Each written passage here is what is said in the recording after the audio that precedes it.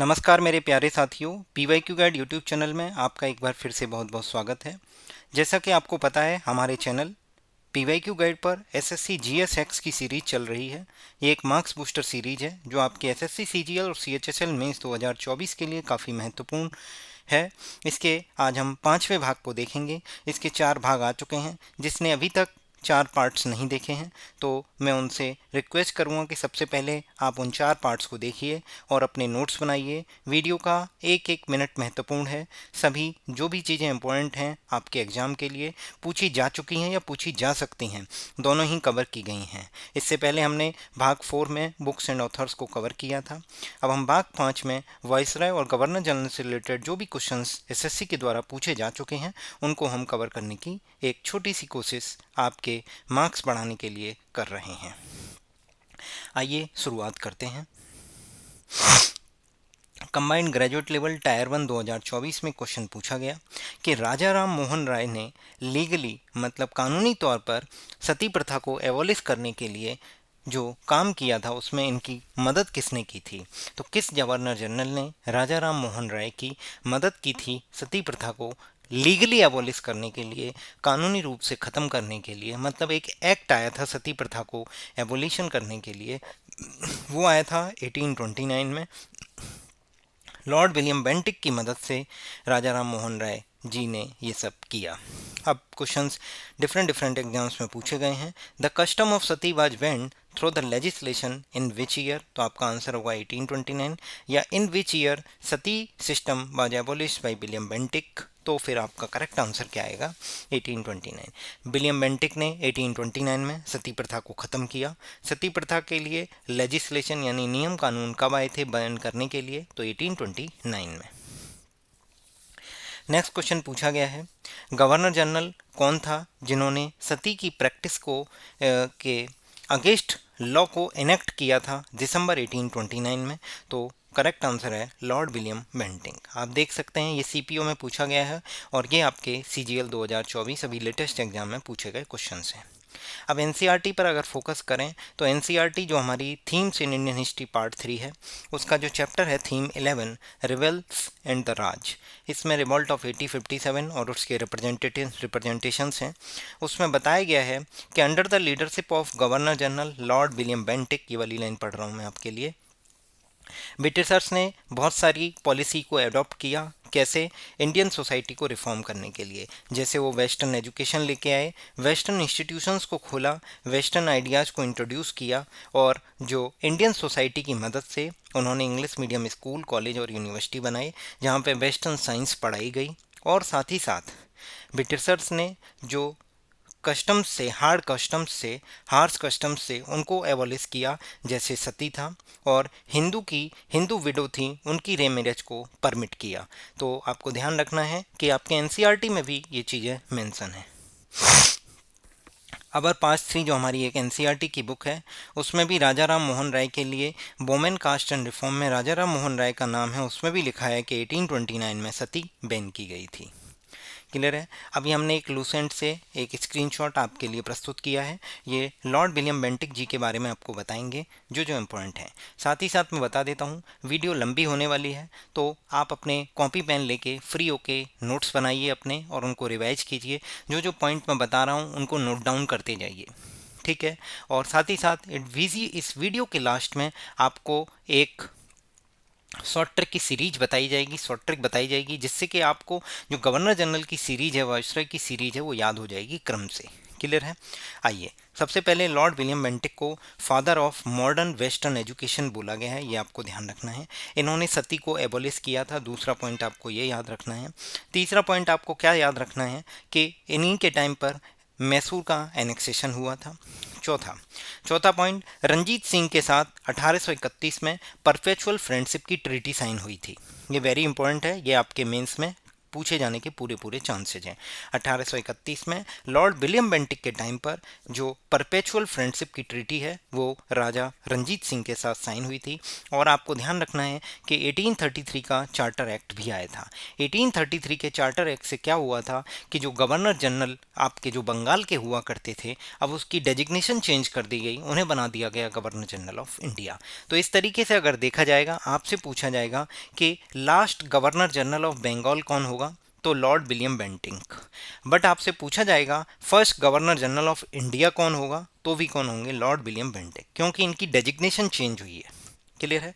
साथ ही साथ जो मैकाले हैं उनके रिकमेंडेशन से कि इंग्लिश ऑफिशियल लैंग्वेज होनी चाहिए इंडिया की, तो उसको इम्प्लीमेंट कर दिया गया लॉर्ड विलियम बेंटिक के टाइम पर। ये भी आपको ध्यान रखना है।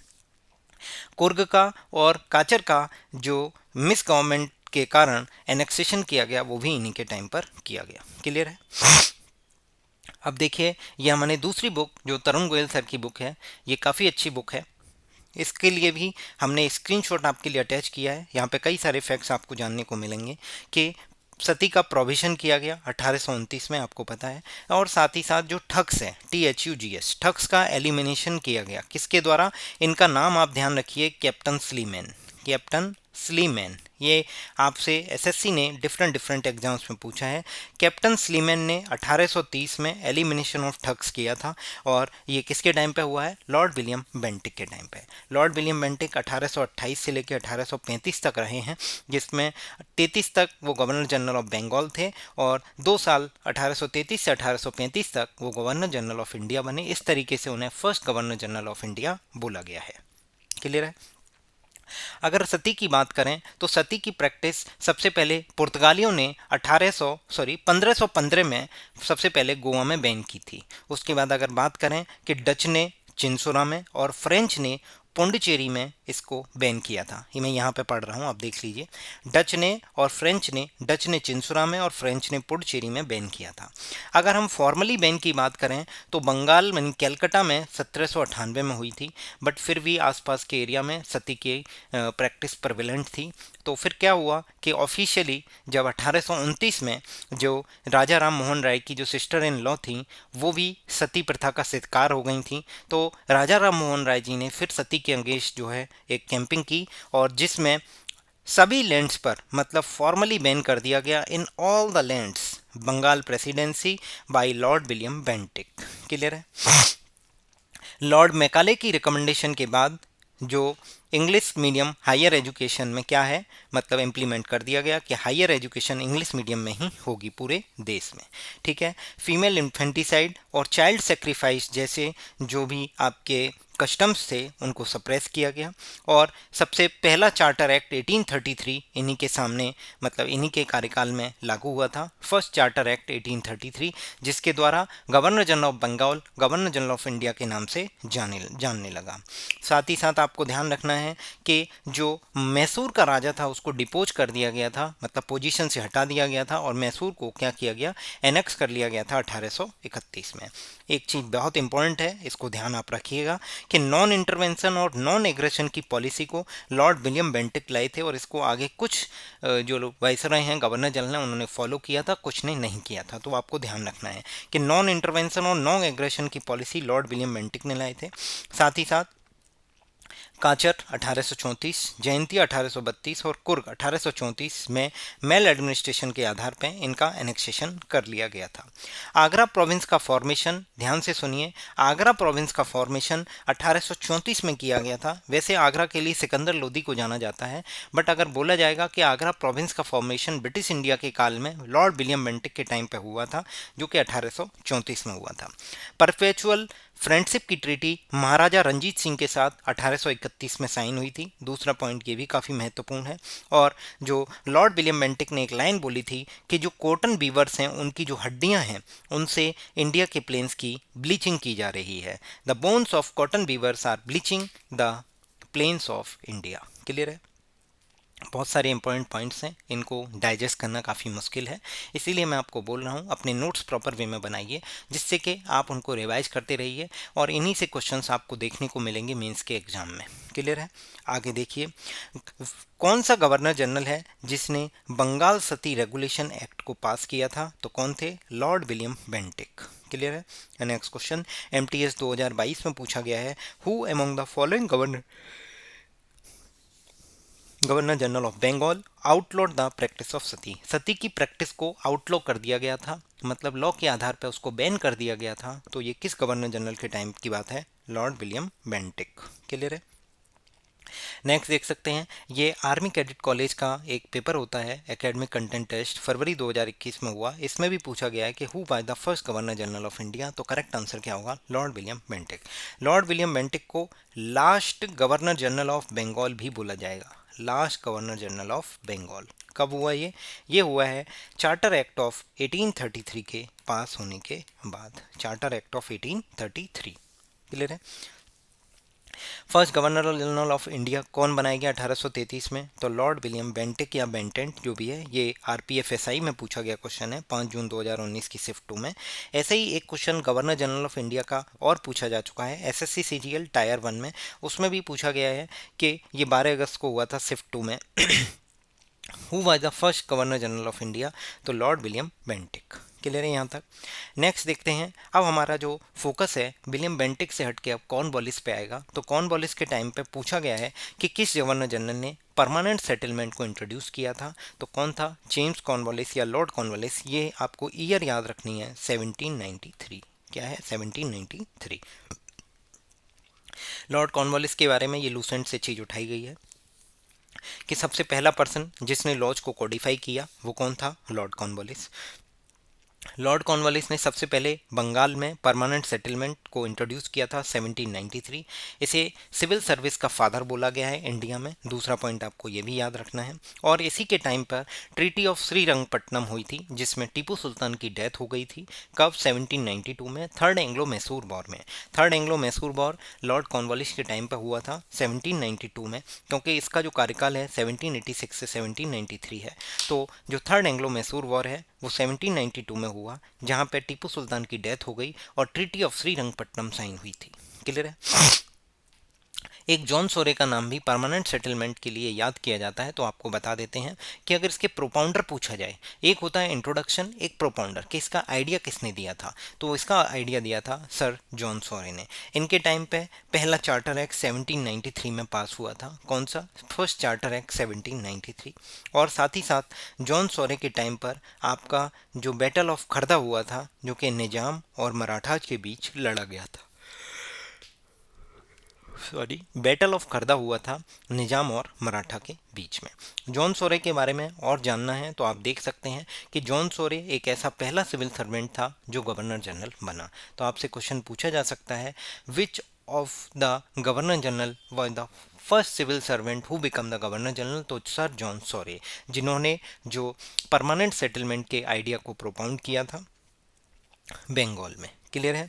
इन्होंने भी नॉन इंटरवेंशन की पॉलिसी को अदर स्टेट और टेरिटरीज के साथ फॉलो किया था, आपको ये याद रखना है। क्लियर है? नेक्स्ट देखते हैं लॉर्ड कॉर्नवालिस जी के बारे में, जो तरुण गोयल सर की जो बुक है उससे लिया गया है। उसमें क्या है कि परमानेंट सेटलमेंट इन बंगाल, जिसे जमींदारी सिस्टम भी बोला गया है, सबसे पहले उन्होंने इंट्रोड्यूस किया था, लॉ को कोडिफाई किया था। ठीक है? Europeanisation of administrative machinery, administrative machinery में यूरोपियंस का इंट्रोडक्शन किया गया, इसे बोलेंगे यूरोपनाइजेशन ऑफ एडमिनिस्ट्रेटिव मशीनरी। मतलब जितनी ऊंची ऊंची पोस्ट पे इंडियंस थे उनको हटा दिया गया और यूरोपियंस को बिठा दिया गया था। ठीक है? एंग्लो मैसूर वॉर हुआ था, जहां पे ट्रीटी ऑफ श्री रंगपट्टनम हुई 1792। टीपू सुल्तान हार गए थे और इन्हें father of Indian civil service बोला गया। जो जो रेड पॉइंट्स हैं वही इंपॉर्टेंट है, वही मैं आपको बता रहा हूँ, पूरा जानने की ज़रूरत नहीं है। ध्यान से देखिए, डिस्ट्रिक्ट्स को डिफरेंट डिफरेंट थाने में डिवाइड कर दिया गया था और एक इंस्पेक्टर को एक थाने में अपॉइंट कर दिया। इसका मतलब ये दरोगा सिस्टम इंट्रोड्यूस किसने किया था? कॉर्नवालिस ने। ये भी आपसे एसएससी ने डिफरेंट डिफरेंट एग्जाम्स में पूछा है कि दरोगा सिस्टम लाने वाला कौन था? Lord Cornwallis. क्लियर है? साथ ही साथ अब आपको क्या ध्यान रखना है, ये पॉइंट भी ध्यान रखना है कि लॉर्ड कॉर्नवालिस ने बोला था anyone who is find associated with the slavery would be prosecuted in the supreme court. मतलब कोई भी गिफ्ट वगैरह लेगा, स्लेवरी से एसोसिएटेड कोई भी काम करेगा तो उसे सुप्रीम कोर्ट में प्रोसिक्यूट किया जाएगा। ठीक है, ये फर्स्ट इंग्लिश नोबल मैन था। ठीक है, और आपको क्या ध्यान रखना है, ये first parliamentary governor general of India था। ये भी आपको विशेष तरीके से ध्यान रखना है। First of the parliamentary governor general of India कौन बना था? Lord Cornwallis.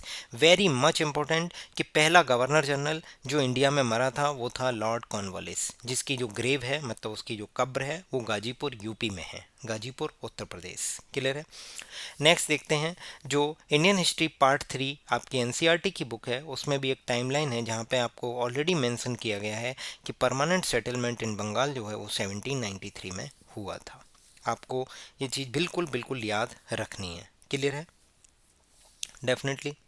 नेक्स्ट देखिए, ये आपका जो अबर पास 3 की जो बुक है, इसमें चैप्टर 3 है रूलिंग द कंट्री साइड। इसमें भी लाइन लिखी गई है कि परमानेंट सेटलमेंट इन 1793। क्लियर है। Lord Cornwallis was the governor of India who when the permanent settlement was introduced in 1793।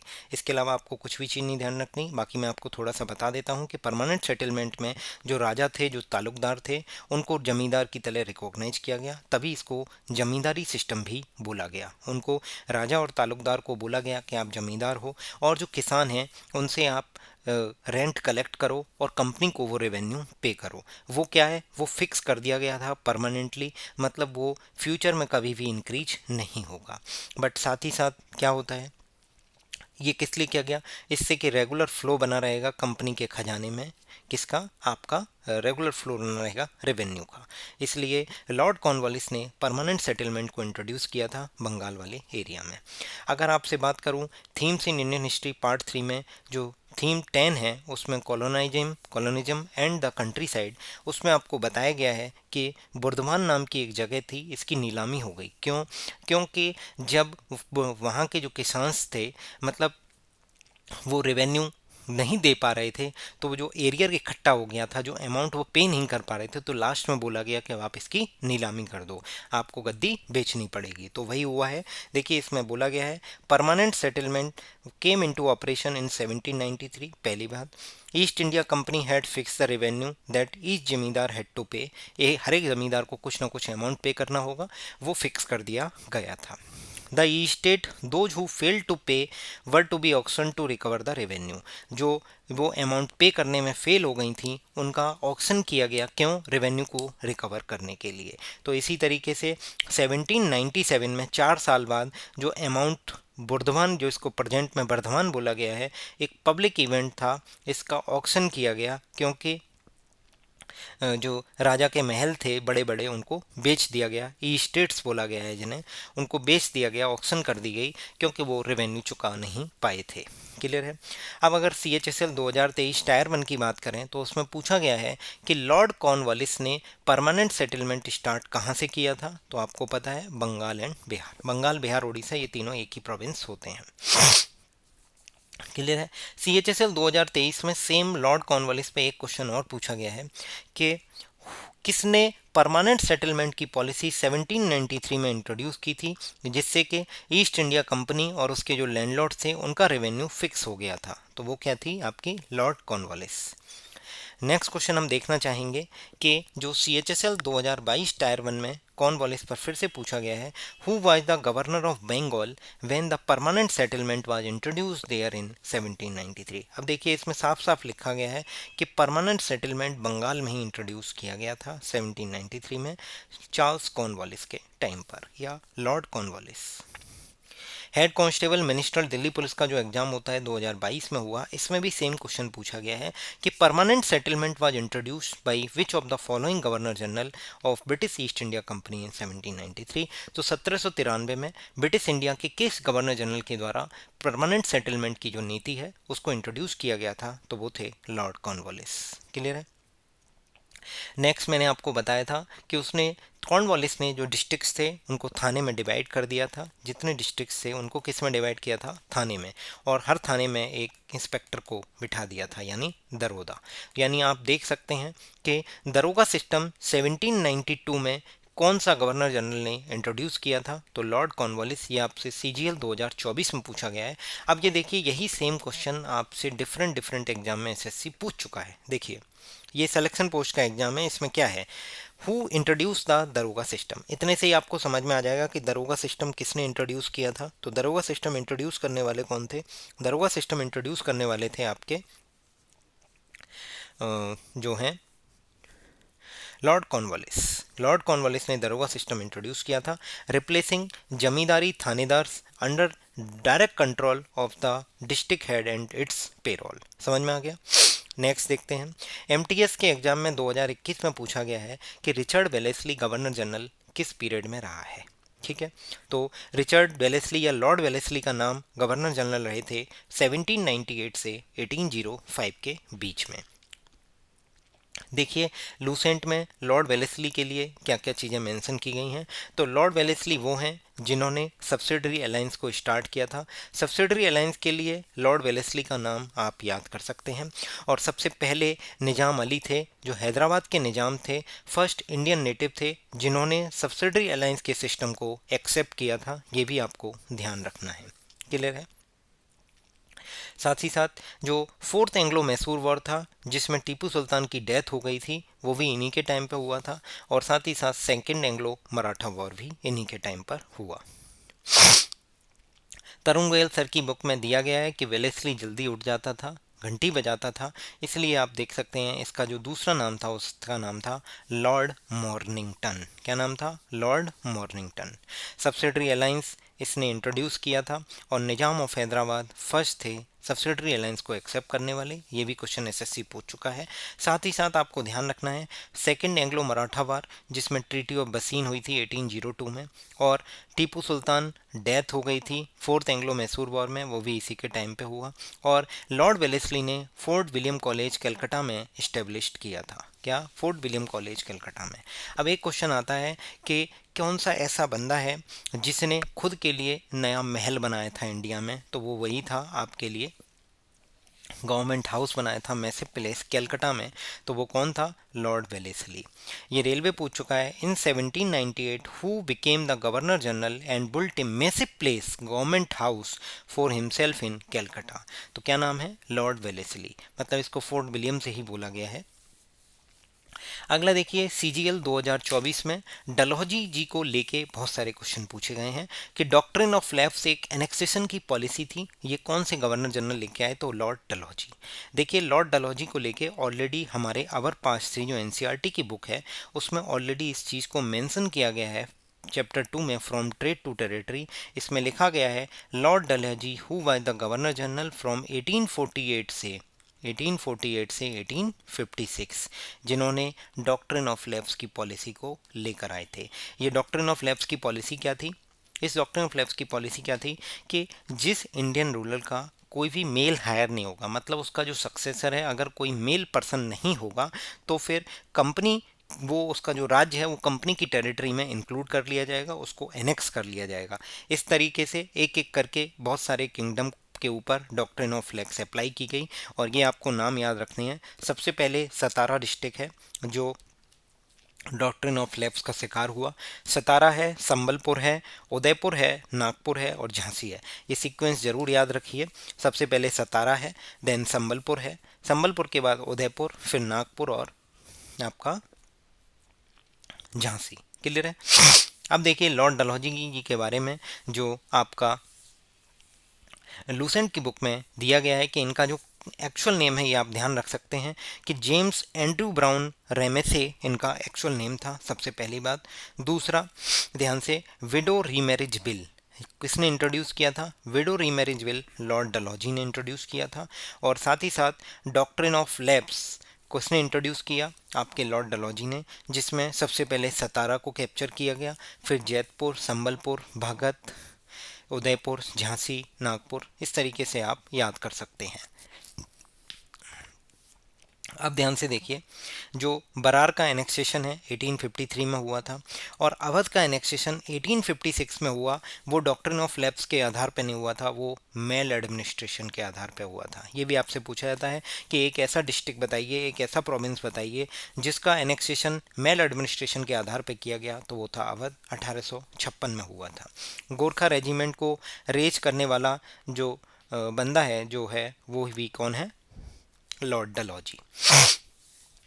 Education reforms की अगर बात करें तो एजुकेशन रिफॉर्म्स में आप ऐसे याद कर सकते हैं कि जो वुड्स एजुकेशनल डिस्पैच आया था 1854 में, ये काफ़ी महत्वपूर्ण है। ये आपके लॉर्ड डलहौजी के टाइम पर ही आया था।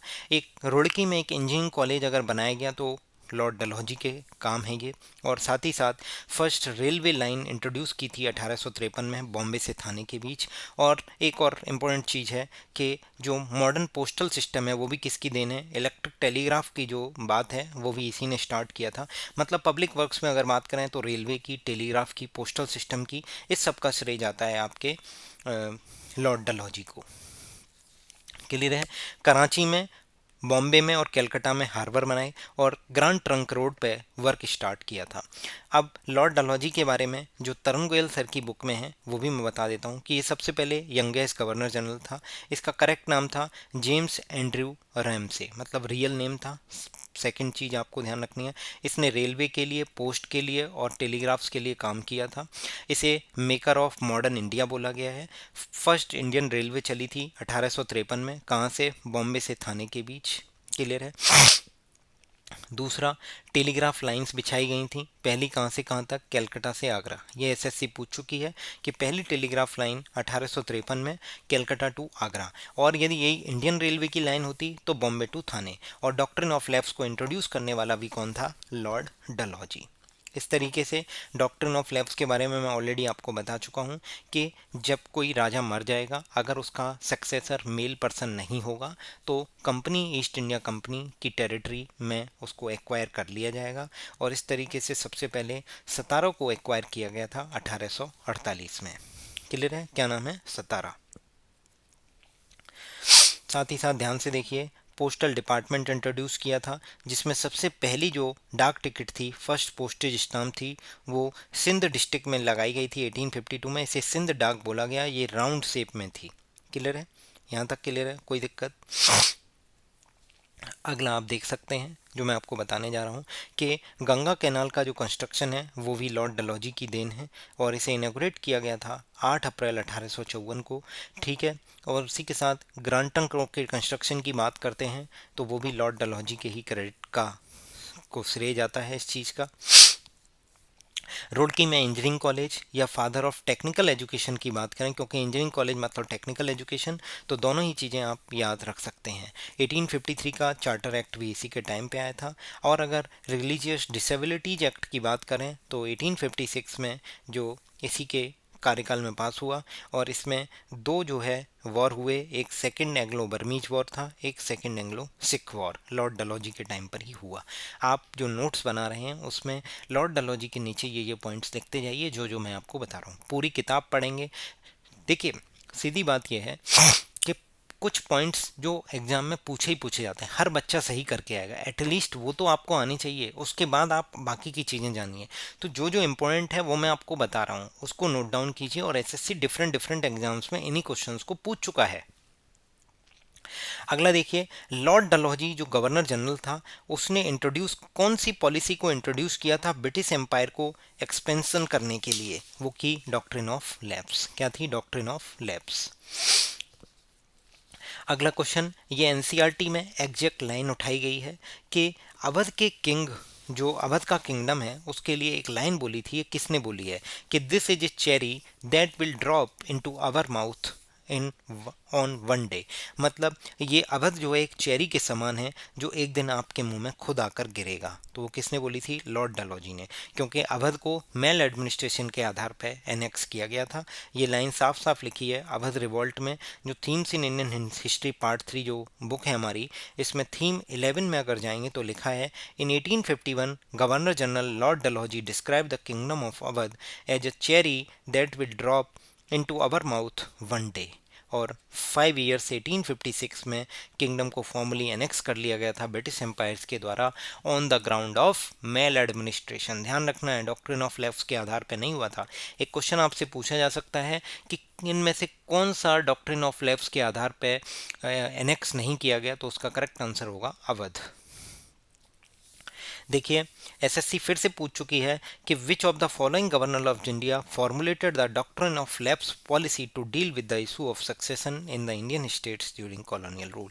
कॉलोनियल रूल के दौरान जो इंडियन के सक्सेशन का जो इशू था कि इंडिया में कोई राज्य खत्म हो जाता है तो उसका सक्सेसर कौन होगा, इसके लिए डॉक्ट्रिन ऑफ लैप्स की जो पॉलिसी है वो किसने फॉर्मुलेट की थी, तो वो अपने लॉर्ड डलहौजी ने।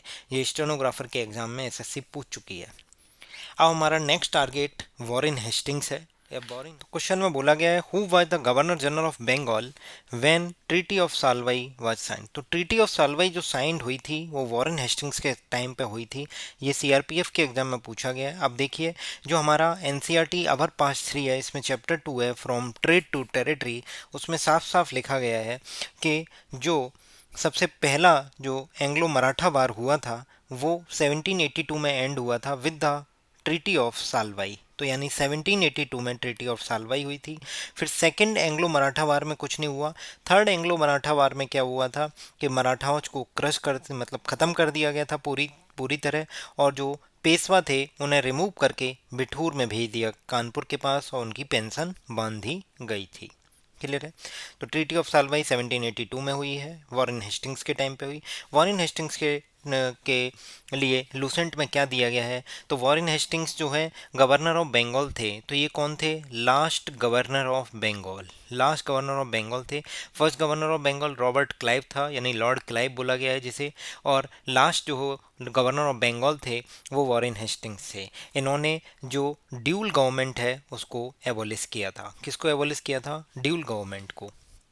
अब ध्यान से क्या सुनना है कि जैसे ही अब एक रेगुलेटिंग एक्ट पास होगा 1773 का, तो जो गवर्नर ऑफ बंगाल है वो गवर्नर जनरल ऑफ बंगाल बन जाएगा। तो इस तरीके से first governor general of Bengal कौन बन जाएंगे? Warren Hastings. इन्होंने क्या किया था, जो चार्ल्स विल्किंस हैं, विल्किंस इनका नाम आपको ध्यान रखना है। चार्ल्स विल्किंस ने गीता का इंग्लिश ट्रांसलेशन किया था, और उसमें जो फर्स्ट इंट्रोडक्शन का पेज है वो केवल और केवल आपके वॉरेन हेस्टिंग्स का है। बाकी की सारी चीज़ें चार्ल्स विल्किंस ने की थी, क्योंकि इनके पीरियड में हुआ था इसलिए इनका इंट्रोडक्शन है। ठीक है। विलियम जोन्स ने एशियाटिक सोसाइटी ऑफ बंगाल बनाई थी 1784 में, वॉरेन हेस्टिंग्स के टाइम की बात है ये, और इसमें कुछ भी इंपॉर्टेंट नहीं है। नेक्स्ट देख लीजिए, वॉरेन हेस्टिंग्स ने गवर्नर जनरल ऑफ बंगाल का चार्ज लिया, जिसे first governor general of Bengal बोला गया after the passing of regulating act 1773। अगर बोला जाए पॉलिसी ऑफ रिंग फेंस किसकी है, तो पॉलिसी ऑफ रिंग फेंस है वॉरेन हेस्टिंग्स की। इसका मतलब क्या है कि कंपनी की जो फ्रंटियर्स हैं उनको डिफेंड करने के लिए बफर जोन्स क्रिएट करना, उसे बोला जाता है रिंग फेंस की पॉलिसी। ड्यूल गवर्नमेंट की जो बंगाल में थी उसको इसने एंड किया था किसके? रेगुलेटिंग एक्ट 1773 के द्वारा, जिसे रॉबर्ट क्लाइव लेके आया था। क्लियर है? यहाँ तक क्लियर है।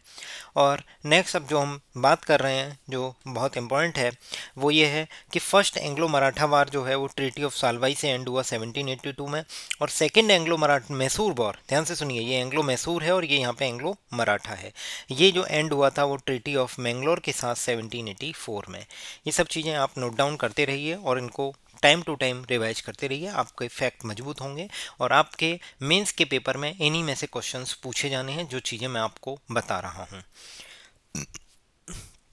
अगर एशियाटिक सोसाइटी ऑफ बंगाल की बात करें तो विलियम जोन्स का नाम आपको ध्यान रखना है, मैंने आपको पहले भी बताया था। Asiatic society of Bengal, William Jones 1784, Warren Hastings के टाइम की बात है। कैलकाटा का मदरसा की बात करें, अगर इसको फाउंड किया था तो वॉरेन हेस्टिंग्स के टाइम की बात है। और साथ ही साथ चार्ल्स विल्किंस जो हैं इन्होंने इंग्लिश का ट्रांसलेशन किया था, गीता का इंग्लिश में ट्रांसलेशन किया था। उसकी अगर बात करें तो उसमें जो इंट्रोडक्शन का पेज है वो वॉरेन हेस्टिंग्स का है। जोनाथन डंकन ने एक वाराणसी में संस्कृत कॉलेज की स्थापना की थी। ये आपसे पूछा जाता है कि संस्कृत कॉलेज में, वाराणसी में संस्कृत कॉलेज की स्थापना जोनाथन डंकन ने की थी। और साथ ही साथ आपसे ये भी पूछा जा सकता है कि इसके किसके पीरियड की बात है, तो वॉरेन हेस्टिंग्स के पीरियड की बात है। पिट्स इंडिया एक्ट पास हुआ था, रोहिल्ला वॉर हुआ था, और नंद कुमार का जुडिशियल मर्डर की बात की जाए तो नंद कुमार का जुडिशियल मर्डर भी जो है वॉरेन हेस्टिंग्स के टाइम पे हुआ 1775 में। इसलिए जो वॉरेन हेस्टिंग्स है उसका इम्पीचमेंट प्रोसेस हुआ था, इम्पीचमेंट उसके खिलाफ महाभियोग चलाया गया था, जिसमें उसे 7 साल का ट्रायल हुआ और उसके बाद फिर से उसे बरी कर दिया गया था। ये किसने चलाया था? एडमंड बुर्के ने। किसने? एडमंड बुर्के ने। यहाँ तक क्लियर है? नेक्स्ट देखते हैं। ये बहुत ही इंपॉर्टेंट फिगर है, इसको आप बिल्कुल अपने नोट्स में छापिए और आपको याद हो जाएगा। तो सबसे पहले गवर्नर ऑफ बंगाल थे, जो पहले गवर्नर ऑफ बंगाल थे वो रॉबर्ट क्लाइव हैं। अब गवर्नर ऑफ बंगाल बदल जाएंगे गवर्नर जनरल ऑफ बंगाल में बाई रेगुलेटिंग एक्ट 1773 से। तो हमारे जो लास्ट गवर्नर ऑफ बंगाल होंगे वो वॉरेन हेस्टिंग्स ही first governor general of Bengal बन जाएंगे। तो यहाँ पे last governor general of Bengal और first governor general of Bengal बोला जाएगा वॉरेन हेस्टिंग्स को। उसके बाद क्या होगा? चार्टर एक्ट 1833 पास होगा। तो ये लॉर्ड विलियम बेंटिक हैं, ये आपके last governor general of Bengal हुआ करते थे, अब वो first governor general of India में कन्वर्ट हो जाएंगे, उनकी डेजिग्नेशन चेंज हो जाएगी। इसके बाद क्या होगा? आपका चार्टर एक्ट ऑफ 1858 फिर से पास होगा। इसमें जो Lord Canning last governor general of India होंगे और फर्स्ट वाइसरॉय ऑफ इंडिया बन जाएंगे, क्योंकि चार्टर एक्ट ऑफ 1853 के पास होने से governor general of India viceroy of India बन गया। तो जो लॉर्ड कैनिंग थे वो last governor general of India थे, बाद में आके वो फर्स्ट वाइसरॉय ऑफ इंडिया बने। साथ ही साथ लास्ट वाइसरॉय ऑफ इंडिया कौन बनेंगे? Lord Mountbatten. इन चीज़ों को मैंने अगली स्लाइड्स पे आपके लिए दिखाया है, देख सकते हैं। फर्स्ट गवर्नर ऑफ बंगाल की बात करें तो रॉबर्ट क्लाइव। साथ ही साथ अगर first governor general of Bengal की बात करें तो वॉरेन हेस्टिंग्स थे। वॉरेन हेस्टिंग्स की बात कर रहे हैं, first governor general of Bengal. Last governor general of Bengal William Bentinck थे। अब यही लास्ट वाले फिर से फर्स्ट बन जाएंगे, कौन से? Governor general of India, bye passing the charter act of 1833। Clear है? यहाँ पे पास क्या हुआ? यहाँ पे पास हुआ रेगुलेटिंग एक्ट ऑफ 1773। अब ध्यान से देखिएगा, अब last governor general of India Lord Canning है। अब यहाँ पे पास होगा 1858 का चार्टर एक्ट, जिससे ये फर्स्ट वाइसराय बन जाएगा और ये लास्ट वाइसराय। इसके बाद फिर फ्री इंडिया के लिए बात करते हैं। तो फ्री इंडिया के लिए फिर से गवर्नर जनरल बनाए गए, जो फर्स्ट जो थे माउंटबेटन ही रहेंगे। लास्ट और फर्स्ट आपस में देखिए आप, और लास्ट गवर्नर जनरल सी राजगोपालाचारी। तो अगर आपसे पूछा जाता है कि ऐसा first and last Indian person का नाम बताइए जो governor general of free India रह चुके हैं, वो सी राजगोपालाचारी थे। इसके बाद ये पोस्ट खत्म कर दी गई और प्रेसिडेंट बना दिए गए। क्लियर है? अगर बात करें फर्स्ट गवर्नर जनरल की ऑफ इंडिया 1773, तो 1773 रेगुलेटिंग एक्ट की टाइम की बात हो रही है तो वॉरेन हेस्टिंग्स का नाम आता है। अब देखिए, अगर first governor general British rule में पूछ रहा है तो वॉरेन हेस्टिंग्स का नाम आता है। ये दिल्ली पुलिस कांस्टेबल में पूछा गया क्वेश्चन है। बंगाल के प्रथम गवर्नर जनरल कौन थे? तो आपके पास नाम सामने क्या नाम आता है? Lord Warren Hastings. क्लियर है? सीजीएल 2023 में फिर से पूछा गया है कि जो बंगाल में ड्यूल सिस्टम था उसका जो है ब्रेन चाइल्ड कौन था? तो लॉर्ड क्लाइव। ये आपको बताया गया कि लॉर्ड रॉबर्ट क्लाइव जो था उसने ड्यूल गवर्नमेंट जो है 1765 में स्टार्ट की थी, और 1772 में जो ड्यूल गवर्नमेंट है उसको हमारे जो वॉरेन हेस्टिंग्स हैं वो एंड करते हैं 1772-1773 में। By passing the regulating act of 1773 उसे एंड कर देते हैं। अगर ये ब्रेन चाइल्ड था तो रॉबर्ट क्लाइव का था, बट इसको एंड करने वाले जो थे, अगला क्वेश्चन इस पर इससे रिलेटेड भी है कि इसको एंड करने वाले कौन थे? तो वॉरेन हेस्टिंग्स थे। क्लियर है? अब देख लीजिए, अब क्वेश्चन में पूछा गया है कि प्लासी के बैटल के टाइम पे जो बंगाल के नवाब थे तो वो कौन थे? तो बंगाल के नवाब, देखो बैटल ऑफ प्लासी का नाम याद रखना है। बैटल ऑफ प्लासी 23 जून 1757 की डेट है, और एक बैटल ऑफ बक्सर भी याद कर लीजिए 1764। तो बैटल ऑफ प्लासी के टाइम पे जो आपके गवर्नर जनरल थे वो थे रॉबर्ट क्लाइव। क्लियर है? नेक्स्ट देखिए, ये एमटीएस के एग्जाम में पूछा गया है। मैंने बोला ना कि जो रॉबर्ट क्लाइव 1765 में जो dual government of Bengal introduce करता है उसको 1772 में by passing the regulating act of 1773 lord Warren Hastings उसको एंड कर देते हैं। तो वही क्वेश्चन पूछा गया है कि dual system of government in Bengal end किसने किया था? तो वॉरेन हेस्टिंग्स ने। नेक्स्ट देखिए, सीजीएल 2023 में पूछा गया है कि लॉर्ड कर्जन जो वाइसरॉय ऑफ इंडिया थे उन्होंने पार्टीशन ऑफ बंगाल कब इंट्रोड्यूस किया था? तो 1905, 16 अक्टूबर 1905 आप याद रख सकते हैं, 16 अक्टूबर 1905। क्लियर है? नेक्स्ट देखते हैं ये एनसीईआरटी में कहाँ पे मेंशन है, तो इसमें साफ साफ लिखा गया है अबर पास 3 जो हमारी बुक है making of Indian national movement 1870 से 1947, उसमें लिखा है कि 1905 में वायसराय कर्जन ने बंगाल का पार्टीशन किया और उसमें कारण दिया था कि एडमिनिस्ट्रेटिव कन्वीनियंस जो रीजन था कि हम एडमिनिस्ट्रेशन संभाल नहीं पा रहे हैं, इसलिए बंगाल के हिस्से कर दिए थे, बंगाल का पार्टीशन कर दिया गया था। क्लियर है। अब देखिए लॉर्ड कर्जन के बारे में बताया गया है, मैं आपको काफ़ी सारी चीज़ें बताऊंगा, आपको ध्यान रखनी है और अपने नोट डाउन करनी है कि सबसे पहले एंड्रयूज फ्रेजर के अंडर एक पुलिस कमीशन अपॉइंट किया गया था 1902 में, ये 1899 से 1905 के बीच में रहे हैं। यूनिवर्सिटी कमीशन बनाए गए,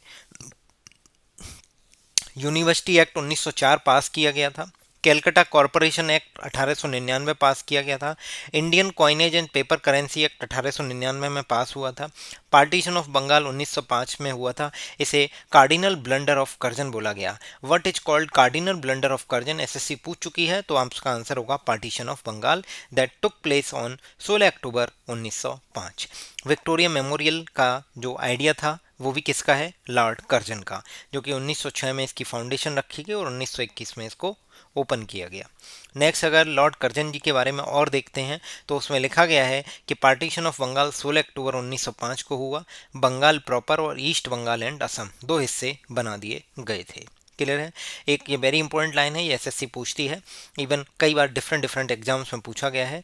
एक सेक्रेटरी ऑफ स्टेट को 1900 में कर्जन ने एक लेटर लिखा, उसमें कहा in my belief Congress is tottering of its fall and लड़खड़ा रही है, अपने गिरने की कगार पे है, and one of my greatest ambition while in India is to assist peaceful demise. मतलब उसकी एक एम्बिशन थी इस कांग्रेस को पीसफुल डिमाइस देनी है। ये उसने अपने अपने जो लेटर में सेक्रेटरी ऑफ स्टेट को लिखता है उसमें वो मेंशन कर रहा है। तो ये स्टेटमेंट किसके हैं, तो आपको ध्यान रखने हैं कि Congress is tottering to its fall and one of my greatest ambitions while in India is to assist it to a peaceful demise। इसको peaceful demise करने के लिए असिस्ट करूँगा, वो थी आईएनसी। ठीक है। और आप देख सकते हैं कर्जन के बारे में और चीज़ें, सर एंड्रयूज फ्रेजर, इनका नाम मैंने आपको पहले भी बता दिया है कि पुलिस कमीशन सेटअप किया गया था। साथ ही साथ क्रिमिनल इन्वेस्टिगेशन डिपार्टमेंट के बारे में बताया कि ये भी सेटअप किए गए थे। एग्रीकल्चर रिसर्च इंस्टीट्यूट बनाया गया पूसा में, ध्यान से देखिए पूसा में agriculture research institute. Indian university act 1904 पास किया गया था। Ancient monument preservation act 1904। ये क्वेश्चन आपसे एसएससी ने पूछ चुकी है कि कौन सा ऐसा वायसरॉय या गवर्नर जनरल रहा है जिसने जो मोनूमेंट है उनके संरक्षण के लिए विचार किया, उनका ध्यान रखा, तो वो कौन था, लॉर्ड कर्जन। आपको ध्यान रखना है। साथ ही साथ आपको देखना है कि नॉर्थ वेस्ट फ्रंटियर प्रोविंस भी बनाया गया था। Indian coinage and paper currency act 1899 पास हुआ था। एक दिल्ली दरबार, 3 दिल्ली दरबार हुए हैं, एक 1877 में हुआ, एक 1903 में हुआ और एक 1911 में हुआ। तो 1903 वाला जो है उसके बारे में बताया गया है कि लॉर्ड कर्जन के टाइम पे हुआ है। उस टाइम जो किंग एडवर्ड 7 थे उनका कोरोनेशन हुआ था, मतलब उनको गद्दी पे बिठाया गया था, तो उस केस में दिल्ली दरबार हुआ था। ठीक है। और इम्पीरियल कैडेट कॉर्प्स भी लॉन्च किए गए थे 1901 में। ये लास्ट लाइन है, इम्पीरियल कैडेट कॉर्प्स वो किसके हैं, लॉर्ड कर्जन के। ब्रिटिश वायसराय जिसने पार्टीशन ऑफ बंगाल को किया तो वो कौन था, लॉर्ड कर्जन। एमटीएस के एग्जाम में एसएससी पूछ चुकी है। सीएपीएफ भी पूछ चुका है कि partition of Bengal in 1905 was carried out by which British viceroy, तो लॉर्ड कर्जन। आपसे देखिए मैंने आपको बताया था कि क्वेश्चन भी पूछा जा चुका है एसएससी सीजीएल 2023 में कि viceroy who take interest in the restoration and protection of historical monuments. तो हिस्टोरिकल मोनूमेंट्स के प्रोटेक्शन और रिस्टोरेशन का इंटरेस्ट किसने दिखाया था, लॉर्ड कर्जन ने। क्यों दिखाया, क्योंकि उसके टाइम पे क्या हुआ, ancient monument and preservation act जो है 1904 पास हुआ था और इस टाइम आर्कोलॉजिकल डिपार्टमेंट जो है सेटअप किया गया था। क्लियर है, ये मैं बता चुका हूँ। क्लियर। यहाँ से अब हमारा फोकस है लॉर्ड इरविन पर। तो क्वेश्चन में पूछा गया है कि महात्मा गांधी जी ने जो दांडी मार्च स्टार्ट की थी, सॉल्ट मार्च 12 मार्च 1930 को, जो 6 अप्रैल 1930 को एंड होगी, ये जो है किसके टाइम पे हुई है, तो लॉर्ड इरविन के टाइम पे हुई है। एनसीईआरटी में भी हम देखेंगे और इवन तरुण गोयल सर की बुक में लिखा गया है कि लॉर्ड इरविन जो 1926 से 31 के बीच में क्या क्या काम हुए। साइमन कमीशन इंडिया आया था, साइमन कमीशन 1928 का है। डांडी मार्च इन्हीं के टाइम पर हुई। सिविल डिसोबीडियंस मूवमेंट 1930 में हुआ था। फर्स्ट राउंड टेबल कॉन्फ्रेंस हुई थी 1930 में। गांधी इरविन पैक्ट हुआ था 5 मार्च 1931 को। उसके बाद सिविल डिसोबीडियंस मूवमेंट को रोक दिया गया था। फिर जब सेकेंड राउंड टेबल कॉन्फ्रेंस होने वाली थी तो लॉर्ड इरविन को हटा के नए वाइसरॉय को इंट्रोड्यूस किया गया था, और साथ ही साथ जो सेकेंड राउंड टेबल है वो लॉर्ड इरविन के टाइम पे नहीं हुई थी। ध्यान रखना है, second round table Lord Irwin के टाइम पर नहीं हुई थी। ठीक है। जतिन दास का जो मेट्रोडोम मतलब लाहौर जेल में 64 डेज के बाद हंगर स्ट्राइक हो गया, वो भी लॉर्ड इरविन के टाइम का है। ठीक है, लाहौर जेल में 64 डेज की हंगर स्ट्राइक हुई थी जतिन दास की, ये आपको ध्यान रखना है। तो अब हम अगली बात कर रहे हैं लॉर्ड इरविन जी को लेके फिर से कि साइमन कमीशन अनाउंस किया था 1927 में, इन्हीं के टाइम की है। बटलर कमीशन भी इन्हीं के टाइम का है। साथ ही साथ नेहरू रिपोर्ट भी इन्हीं के टाइम की है। 14 पॉइंट्स ऑफ जिन्ना 1929 इन्हीं के टाइम का है। कांग्रेस का जो लाहौर सेशन था 1929 में, जो कि पूर्ण स्वराज की मांग की गई थी जिसमें, वो भी लॉर्ड इरविन के टाइम का है। सिविल डिसोबीडियंस मूवमेंट भी 1930 इन्हीं के टाइम का है। डांडी मार्च भी इन्हीं के टाइम की है। और इवन गांधी इरविन पैक्ट हुआ था 5 मार्च 1931 को, वो भी इन्हीं के समय का है। फर्स्ट राउंड टेबल कॉन्फ्रेंस हुई थी, वो भी इन्हीं के समय का है। मतलब ये काफ़ी इंपॉर्टेंट इवेंट्स इनके समय में हुए हैं लॉर्ड इरविन के टाइम पर, आपको ध्यान रखने हैं। लॉर्ड इरविन के टाइम पर अगर हम इसको एनसीईआरटी में ट्रेस करने की कोशिश करते हैं तो themes in Indian history part 3 और जो आपका थीम 13 है उसमें बोला गया है कि सॉल्ट मार्च के लिए वाइसरॉय लॉर्ड इरविन को पहले से ही इन्फॉर्म कर दिया गया था, बट उसने उसको सिग्निफिकेंस को नहीं समझा। तो गांधी जी ने 12 मार्च 1930 को साबरमती आश्रम से ओशियन की तरफ, समुद्र की तरफ बढ़े और 6 अप्रैल 1930 को अपनी डांडी मार्च को एंड किया था, मतलब सॉल्ट लॉ को ब्रेक किया था। अगर बात करें, इसी क्वेश्चन को सीआरपीएफ के एग्जाम में पूछा गया है कि before starting salt march Gandhi had given advance notice to which of the following viceroy, तो लॉर्ड इरविन। देखिए इसमें पहले से लिखा है कि where most Indians understood the significance of Gandhi challenge the British Raj apparently did not, although Gandhi had given advance notice of salt march to the viceroy lord Irwin. Same line आपसे SSC ने NCERT से उठा के पूछी है। ये जो आईबी का सिक्योरिटी असिस्टेंट एमटीएस का एग्जाम है उसमें भी पूछा गया है कि सेकंड राउंड टेबल कॉन्फ्रेंस होने से पहले लॉर्ड इरविन को किससे रिप्लेस कर दिया गया था, तो आपका करेक्ट आंसर है लॉर्ड विलिंगटन। तो जो सेकंड राउंड टेबल कॉन्फ्रेंस होगी वो लॉर्ड विलिंगटन के टाइम पे होगी, जिसमें जो है सेपरेट इलेक्टोरेट की मांग कर दी गई थी, जो तो आपके भीमराव अंबेडकर जी के द्वारा। तो वहाँ पे गांधी जी और उनके बीच में टसल क्रिएट हो गई। तो उससे क्या हुआ कि सेकंड राउंड टेबल कॉन्फ्रेंस का कोई भी आउटपुट नहीं आया, और फिर गांधी जी अपने फास्ट अंटिल डेथ पे चले गए, और इसमें फिर उनके बीच में पूना पैक्ट होता है, गांधी जी के बीच में और अंबेडकर के बीच में। ध्यान से सुनिएगा।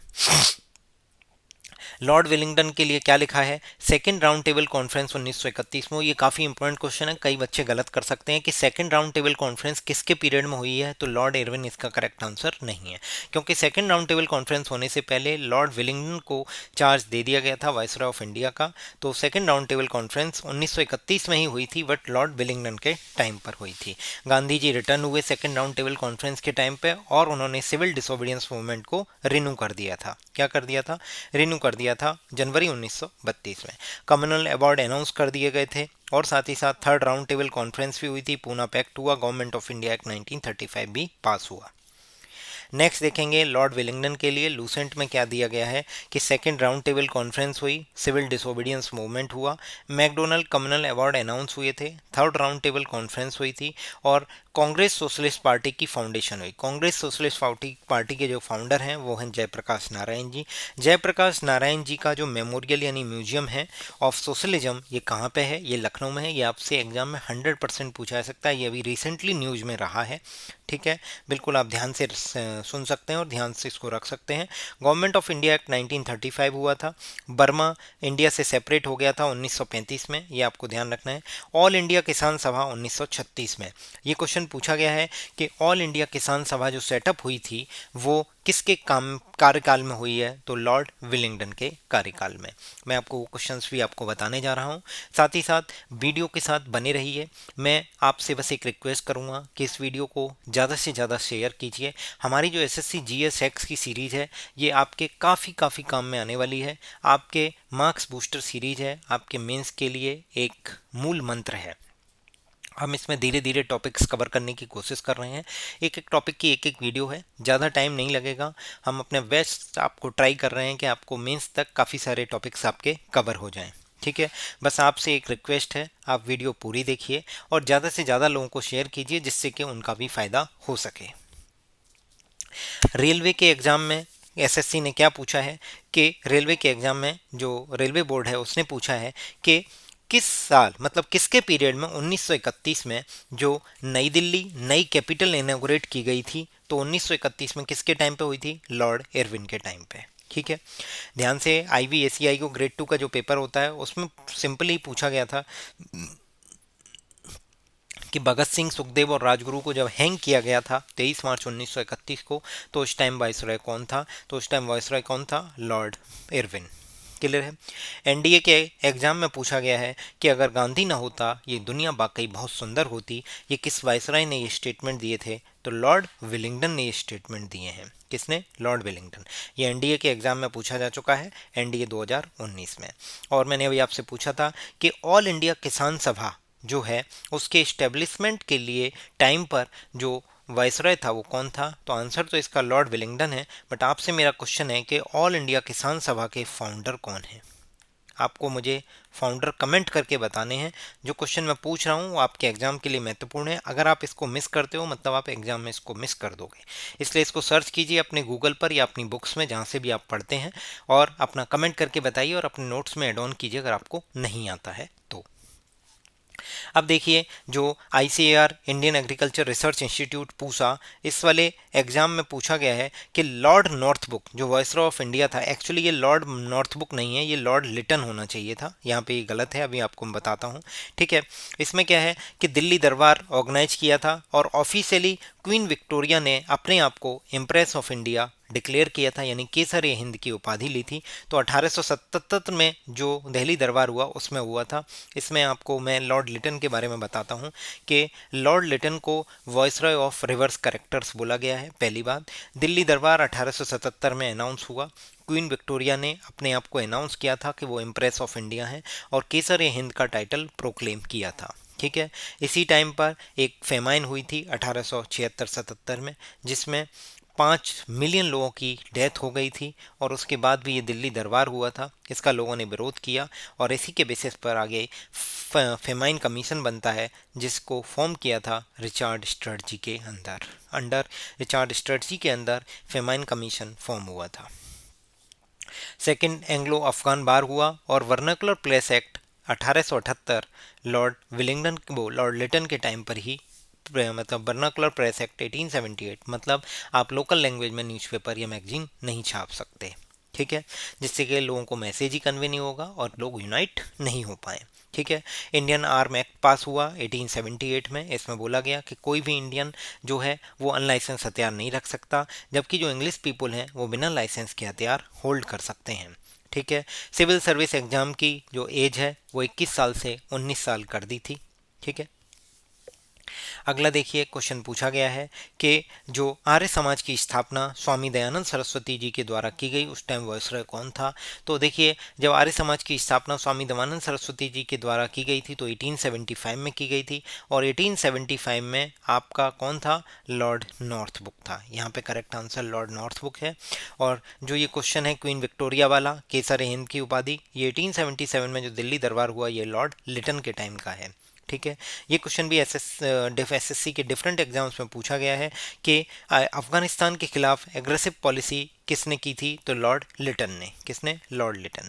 नेक्स्ट हम देख सकते हैं कि अगर आपसे लॉर्ड नॉर्थबुक के बारे में पूछा जाता है तो आपको मैं बता देता हूँ कुछ इंपॉर्टेंट फैक्ट। जैसे सबसे पहले है कूका मूवमेंट। कूका कहाँ पे है, पंजाब में है। इसे नामधारी मूवमेंट भी बोला गया है। इसके जो मेन लीडर हैं वो राम सिंह हैं। ये नाम मैं जो बता रहा हूँ ये काफ़ी इंपॉर्टेंट है, ये आपसे एसएससी पूछ सकती है और पूछे भी जा चुके हैं। ये पंजाब में हुआ था, रिलीजियस पॉलिटिकल मूवमेंट था, ठीक है। और साथ ही साथ अब आपको जो इम्पोर्टेंट है वो बताता हूँ कि जो प्रिंस ऑफ वेल्स थे ये इंडिया में विजिट करते हैं, इनको बहुत सारे गिफ्ट दिए जाते हैं राजाओं के द्वारा। और साथ ही साथ राजा ने क्या किया, जो जितने भी प्रिंसेस थे उनको मैक्स मुल्लर के द्वारा जो ऋग्वेदा ट्रांसलेट की गई थी उसकी एक एक कॉपी सबको दी थी। जो मैक्स मुल्लर का नाम याद रख सकते हैं, ऋग्वेदा को ट्रांसलेट किया था, उसकी जो कॉपी है वो सबको दी थी। क्लियर है। साथ ही साथ बिहार में फेमाइन आया था इस टाइम पे। इंडियन मेट्रोलॉजिकल डिपार्टमेंट जो है लॉर्ड नॉर्थबुक के टाइम पर 1875 में इस्टेब्लिश्ड हुआ, जो कि सबसे पहले कलकत्ता में हुआ, उसके बाद इसको शिफ्ट किया गया, शिफ्ट करके शिमला ले जाया गया, शिमला से फिर पुणे, पुणे से फाइनली न्यू दिल्ली। तो ये आप ध्यान रख सकते हैं, CSPN, CSPN या फिर CSPD, जैसे समझ पाएँ आप वैसे समझ सकते हैं। कंप्यूटर साइंस और पेन ड्राइव करके आप याद कर सकते हैं। कंप्यूटर साइंस CS और कंप्यूटर साइंस से रिलेटेड क्या है, पेन ड्राइव, मतलब पुणे और दिल्ली। क्लियर है। इनकम टैक्स जो इम्पोज किया था लॉर्ड कैनिंग ने, उसे लॉर्ड नॉर्थबुक ने क्या किया था, एबोलिश कर दिया था। ये भी आपको ध्यान रखना है। लॉर्ड नॉर्थबुक के बारे में अगर लूसेंट में देखें तो सिंपल एक लाइन लिखी हुई है कि कुका मूवमेंट जो पंजाब में है वो इन्हीं के दौरान में हुआ था। और अगर लॉर्ड लिटन की बात करें तो उसमें साफ साफ लिखा है कि एक सीवियर फेमाइन आई थी, और साथ ही साथ लिखा है कि एक ग्रांड दरबार हुआ था 1877 में, रॉयल टाइटल एक्ट 1876 पास हुआ था, क्वीन विक्टोरिया ने अपने आप को केसर हिंद की उपाधि दी थी, आर्म एक्ट 1878 पास हुआ था जिसमें आपको बता दिया था कि इंडियंस अगर हथियार रखेंगे तो उन्हें लाइसेंस लेने की ज़रूरत पड़ेगी। और साथ ही साथ इन फेमस वर्नाकुलर प्रेस एक्ट 1878 पास हुआ था। वर्नाकुलर प्रेस एक्ट 1878 का मेरा मतलब है कि जितने भी न्यूज़पेपर मैगजीन्स हैं वो लोकल लैंग्वेज में अब नहीं छप पाएंगे, जिससे कि लोगों तक जो है वो जो भी प्लानिंग है उसके बारे में लोगों को पता ही नहीं चल पाएगा, क्योंकि उस टाइम तो फ़ोन होते ही नहीं थे। और साथ ही साथ लॉर्ड लिटन ने जो आपकी एज थी सिविल सर्विस की वो 21 साल से 19 साल तक कर दी थी। कितनी कर दी थी, 21 साल से 19 साल, ही मैं आपको पहले भी बता चुका हूँ, ठीक है। और सेकंड अफगान वॉर जो है वो फेलियर प्रोवाइड किया था, मतलब सेकंड अफगान वॉर के बारे में। अब आर्य समाज के बारे में जानते हैं कि आर्य समाज दयानंद सरस्वती जी के द्वारा, स्वामी दयानंद सरस्वती इनका पुराना नाम, मतलब ओल्ड नेम अगर देखा जाए तो मूल शंकर था। इन्होंने बॉम्बे में 1875 में आर्य समाज की स्थापना की थी, जिसका मेन मोटो था वेदों की ओर लौटो, go back to Vedas, India's for Indians. मतलब आप देखेंगे कि लोग वेदों को भूल चुके थे, तो स्वामी दयानंद सरस्वती कहते थे कि अपने वेदों की ओर लौटो, और सेल्फ गवर्नमेंट से बेहतर गुड गवर्नेंस हो ही नहीं सकता, उन्होंने ये भी बोला। सत्यार्थ प्रकाश नाम की जो बुक है उसके जो ऑथर हैं वो दयानंद सरस्वती जी हैं, और उन्होंने वेद भाष्य भूमिका और वेद भाष्य संस्कृत में और ये हिंदी में ये किताबें उन्होंने लिखी हैं। शुद्धि मूवमेंट, जो नॉन हिंदूज थे उनको हिंदू में कन्वर्ट कराना, ये काम भी आपके आर्य समाज के द्वारा कराया गया था। और साथ ही साथ जो स्वराज के लिए फर्स्ट कॉल थी, इंडियाज फॉर इंडियंस 1876 में, वो भी दयानंद सरस्वती जी के द्वारा किया गया, और उसके बाद लोकमान्य तिलक ने उसको टेकअप किया था। अगर बोलें मार्टिन लूथर ऑफ इंडिया किसे बोला गया है, तो स्वामी दयानंद सरस्वती जी को बोला गया है। इनके द्वारा दयानंद एंग्लो बौद्धिक स्कूल सिस्टम चालू किया गया था लाहौर में 1886 में। क्लियर है। नेक्स्ट क्वेश्चन देखेंगे हम, लॉर्ड लिटन पर बेस्ड है। Lord Lytton then the viceroy of India 1876 से 1880, the act was intended to prevent the vernacular press for expressing criticism of British policies, notably opposition that had grown with the outset of the second। तो देखिए, जो vernacular press act पास हुआ था उसको prevent करने के लिए, जो मतलब ब्रिटिश पॉलिसीज हैं उनके क्रिटिसिज्म को, मतलब उनकी जो बुराई हैं उसको पेपर में ना लिखा जाए, तो इन सब को करते हुए जो अपोजिशन हुआ था वो क्या था कि उसके आउटसेट में क्या हुआ कि जो सेकंड एंग्लो अफगान वॉर था वो फेल हो गया था। सेकंड एंग्लो अफगान वॉर 1878 से 1880। क्लियर है। नेक्स्ट, दिल्ली पुलिस के एग्ज़ाम में, CPO के एग्ज़ाम में पूछा गया है कि गवर्नर जनरल ऑफ इंडिया को वाइसरॉय ऑफ इंडिया कब बनाया गया, तो 1858 में। ये आप ऑलरेडी देख चुके हैं कि governor general of India, viceroy of India 1858 के एक्ट के द्वारा बना है। और अगर governor general of Bengal, governor general of India charter act of 1833 के द्वारा बना। Governor of Bengal, governor general of Bengal बना था रेगुलेटिंग एक्ट 1773 के द्वारा। क्लियर है। ये तीनों क्वेश्चन पूछे जा चुके हैं। अब बहावी मूवमेंट से रिलेटेड क्वेश्चन है कि बहावी मूवमेंट किसके शासनकाल का है, तो किसके पीरियड का है, किस वायसराय के टाइम का है, तो लॉर्ड एल्गिन वन। तो लॉर्ड एल्गिन वन, तो बहावी मूवमेंट के बारे में बस एक लाइन आप ध्यान रखिए, सैयद अहमद बरेलवी के द्वारा ये एक इस्लामिक रिवाइवलिस्ट मूवमेंट था, इसका नाम था बहावी मूवमेंट। और आपको क्या ध्यान रखना है, जो इम्पोर्टेंट है वो बता देता हूँ कि लॉर्ड एल्गिन वन के टाइम पर बहावीज को सप्रेस कर दिया गया था, और जो 1857 के रिवॉल्ट के दौरान बहावियों ने बहुत सिग्निफिकेंट रोल निभाया था एंटी ब्रिटिश सेंटिमेंट्स के लिए, स्प्रेड करने के लिए। और साथ ही साथ जो लॉर्ड एल्गिन है उसकी डेथ कैसे हुई थी उसके बारे में लिखा गया है कि वो एक माउंटेन ब्रिज को धर्मशाला में क्रॉस कर रहा था, उस टाइम उसको हार्ट अटैक आ गया था। क्लियर है। अगला क्वेश्चन बोला गया है कि इंडियन नेशनल कांग्रेस की स्थापना किस वायसराय के टाइम पे हुई थी, तो डफरिन। ऐसे हम याद कर सकते हैं कि डफर था इसलिए उसने इंडियन नेशनल कांग्रेस की स्थापना होने दी। तो इंडियन नेशनल कांग्रेस की स्थापना किसने की थी, ए.ओ. ह्यूम इनका नाम था, एलन ऑक्टाविन ह्यूम। आप इनकी नेशनलिटी बताइए कि इनका जो है कौन सी कंट्री से थे। क्लियर है। अब एमटीएस 2021 में पूछा गया क्वेश्चन है कि आईएनसी वाज एस्टेब्लिश्ड इन, तो इंडियन नेशनल कांग्रेस कब एस्टेब्लिश्ड हुई थी, तो 1885 में। कब हुई थी, यानी 28 दिसंबर 1885 को 72 डेलीगेट्स थे, और जो आपका गोकुलदास तेजपाल संस्कृत कॉलेज है बॉम्बे में, वहाँ पे आईएनसी की स्थापना हुई थी। नेक्स्ट देखते हैं, पंडित मदन मोहन मालवीय ने लॉर्ड रिपन को क्या बोला था, greatest and the most beloved viceroy whom India has known. किसको बोला गया, लॉर्ड रिपन को। इसे father of local self government भी बोला गया है, इस पर कई क्वेश्चन एसएससी पूछ चुका है। लॉर्ड डफरिन के बारे में आपको बता देते हैं कि लॉर्ड डफरिन ने आईएनसी को क्या बोला था कि आईएनसी रिप्रेजेंट करती है एक इलाइट माइक्रोस्कोपिक माइनॉरिटी को, जो इलाइट वर्ग के लोग हैं, एक माइक्रोस्कोपिक माइनॉरिटी को रिप्रेजेंट कर रही है इंडियन नेशनल कांग्रेस, इसीलिए इसे बनने दिया क्योंकि वो डफर था, इसलिए आईएनसी फॉर्म हुई थी लॉर्ड डफरिन के टाइम पर। नेक्स्ट जो क्वेश्चन है वो आपसे बोला गया है, वाइसरॉय ऑफ इंडिया कौन था जब मॉर्ले मिंटो रिफॉर्म हुआ। देखिए क्वेश्चन में आंसर छिपा हुआ है। मॉर्ले और मिंटो दो लोग हैं। तो मॉर्ले जो थे वो secretary of state of India, ये भी पूछा जा चुका है कि इंडियन काउंसिल एक्ट 1909 या फिर जो मॉर्ले मिंटो रिफॉर्म जिन्हें बोला गया, जिन्हें ये मतलब इलेक्टोरल रिफॉर्म थे एक तरीके के, ये ऐसे सेक्रेटरी ऑफ स्टेट जो थे उस टाइम वो थे मॉर्ले थे, और लॉर्ड मिंटो कौन थे, वाइसरॉय ऑफ इंडिया। क्लियर है। देखिए लॉर्ड मिंटो के बारे में साफ साफ एक लाइन लिखी है कि अरुणडाले कमेटी 1906 में कॉन्स्टिट्यूट की गई थी, किस लिए, कि लेजिस्लेटिव काउंसिल के एक्सपेंशन के लिए। वेरी इंपॉर्टेंट कि विच committee was set up in 1906 for the expansion of legislative councils, तो वो क्या थी, अरुणडाले कमेटी। क्लियर है यहाँ तक। Indian council act 1909 Morley Minto reform pass हुआ था इसके दौरान।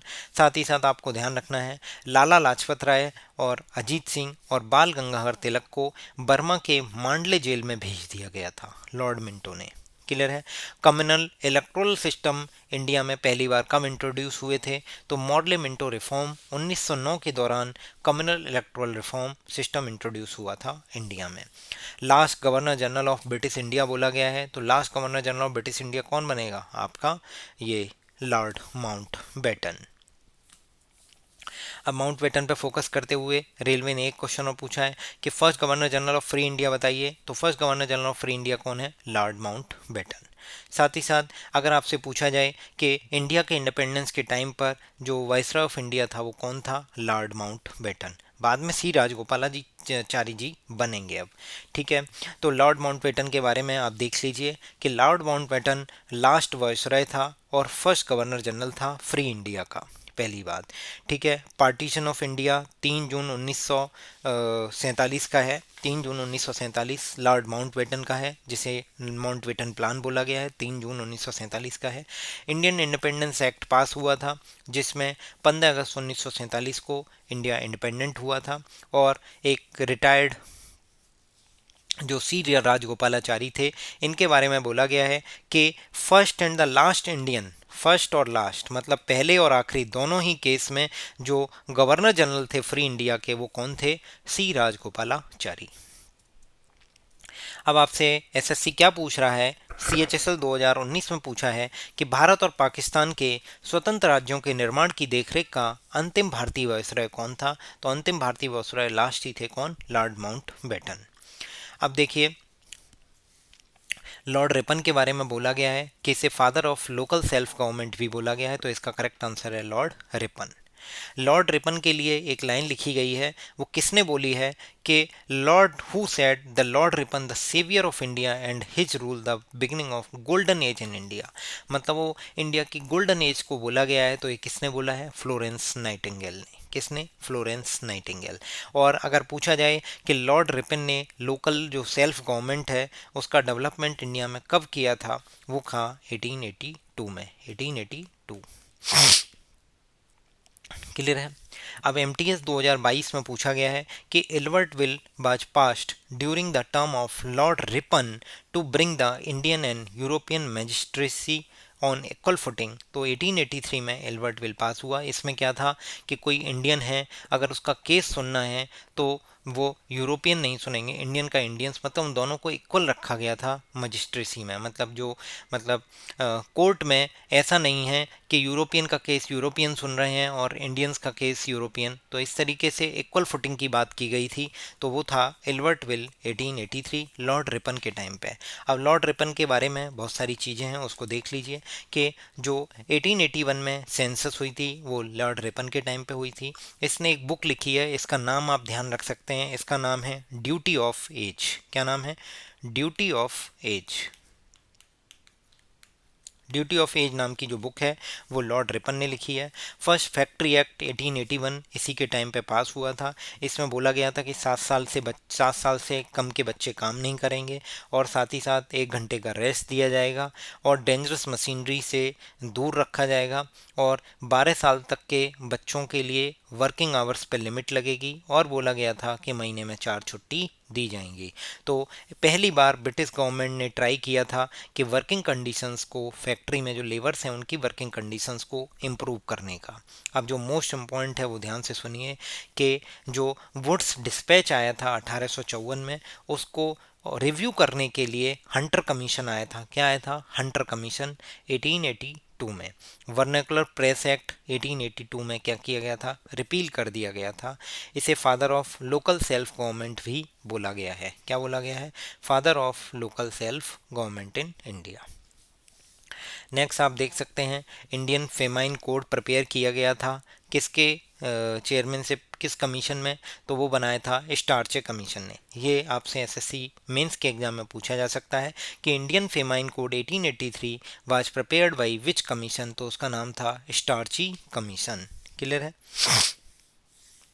एल्बर्ट विल कंट्रोवर्सी भी इसी के टाइम की है, 1883 की। ठीक है। नेक्स्ट क्वेश्चन आपसे पूछा गया है, लॉर्ड कैनिंग से रिलेटेड है ये, कि 1856 में जो गवर्नर जनरल है, किसने डिसाइड किया था कि बहादुर शाह जफ़र जो है वो लास्ट मुग़ल किंग होगा, उसके बाद उसके जो भी डिसेंडेंट्स होंगे उन्हें प्रिंसेज बोला जाएगा। क्या बोला जाएगा, प्रिंसेज। तो अगर बात करें तो 1856 में जो गवर्नर जनरल हैं उन्होंने कौन गवर्नर जनरल था जिसने डिसाइड किया था कि बहादुर शाह जफ़र जो है वो लास्ट मुग़ल किंग होगा, वो था लॉर्ड कैनिंग। क्या था, लॉर्ड कैनिंग। देख लेते हैं लॉर्ड कैनिंग के बारे में। Lord Canning first viceroy of India बना था जब 1858 का जो एक्ट पास हुआ था, उससे जो गवर्नर जनरल ऑफ इंडिया था वो वाइसरॉय ऑफ इंडिया में तब्दील हो गया था। डॉक्ट्रिन ऑफ लेफ्ट्स को एंड भी इसी ने किया है। साथ ही साथ कैलकटा, बॉम्बे और मद्रास में यूनिवर्सिटी की स्थापना की थी और लॉर्ड कैनिंग के टाइम पर ही 1857 की रिवॉल्ट हुआ था। इनकम टैक्स इंट्रोड्यूस किया गया था 1860 में फर्स्ट टाइम, किसके द्वारा, सर जेम्स विल्सन के द्वारा। सर जेम्स विल्सन को ब्रिटिश इंडिया का फर्स्ट फाइनेंस मिनिस्टर भी बोला गया है। कौन है, first finance minister sir James Wilson, इन्होंने इनकम टैक्स इंट्रोड्यूस किया था। और साथ ही साथ archaeological survey of India, archaeological survey of India की सेटअप कब हुआ है, लॉर्ड कैनिंग के टाइम पे, और इसके जो फर्स्ट डायरेक्टर हैं वो हैं एलेक्जेंडर कनिंघम। ये भी एसएससी और डिफरेंट डिफरेंट एग्जाम्स में कई बार क्वेश्चन पूछा जा चुका है कि एलेक्जेंडर कनिंघम जो 1861 में आर्कियोलॉजिकल सर्वे ऑफ इंडिया है उसके फर्स्ट डायरेक्टर बने थे, किसके टाइम पे, लॉर्ड कैनिंग के टाइम पे।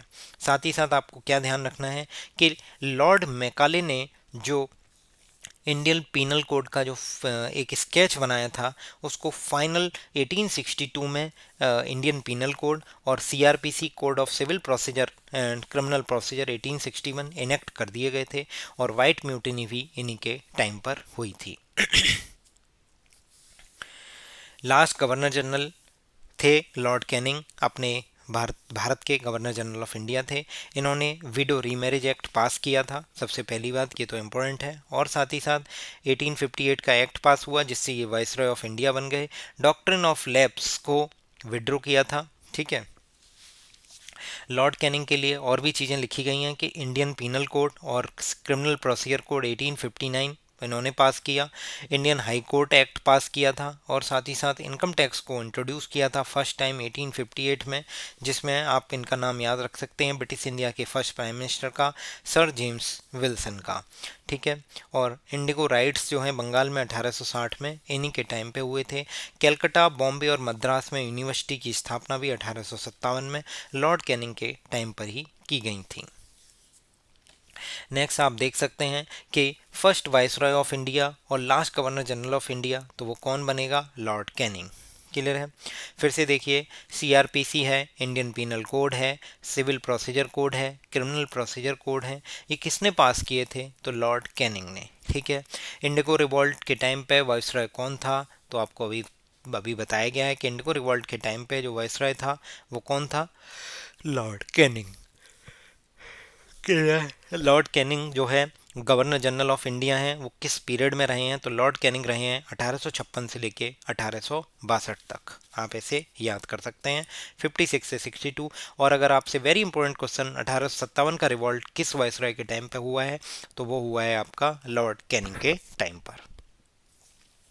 ये कई सारे इंपॉर्टेंट क्वेश्चंस हैं जो आपके एग्जाम्स में पूछे जा चुके हैं, उन्हें मैं बता देता हूँ कि उस वाइसरॉय का नाम बताइए जिसने इंडिया की कैपिटल को कलकत्ता से दिल्ली शिफ्ट किया था, तो लॉर्ड हार्डिंग।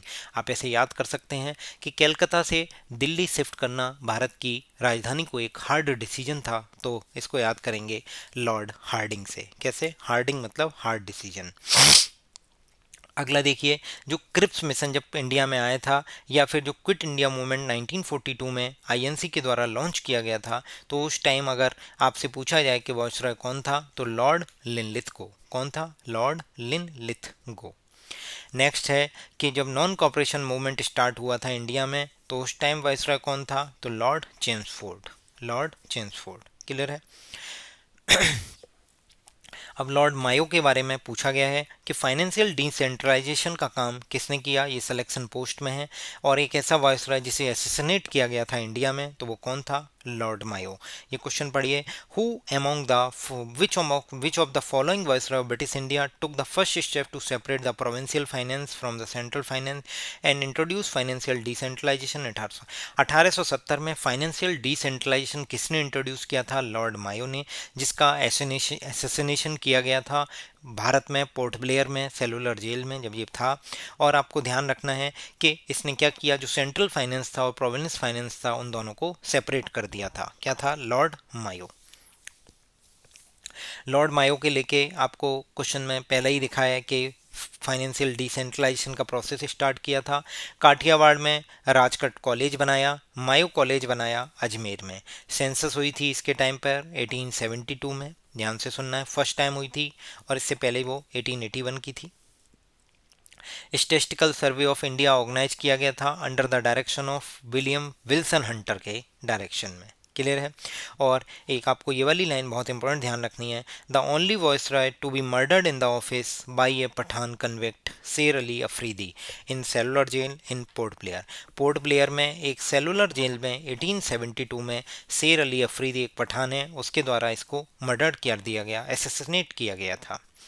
अब जो क्वेश्चन है ये लास्ट क्वेश्चन है, इसके बाद मैं आपको शॉर्ट ट्रिक बताने वाला हूँ कि ऐसा कौन सा वाइसरॉय था जिसे शेर अली खान के द्वारा अंडमान में 1872 में मर्डर किया गया, तो लॉर्ड मायो।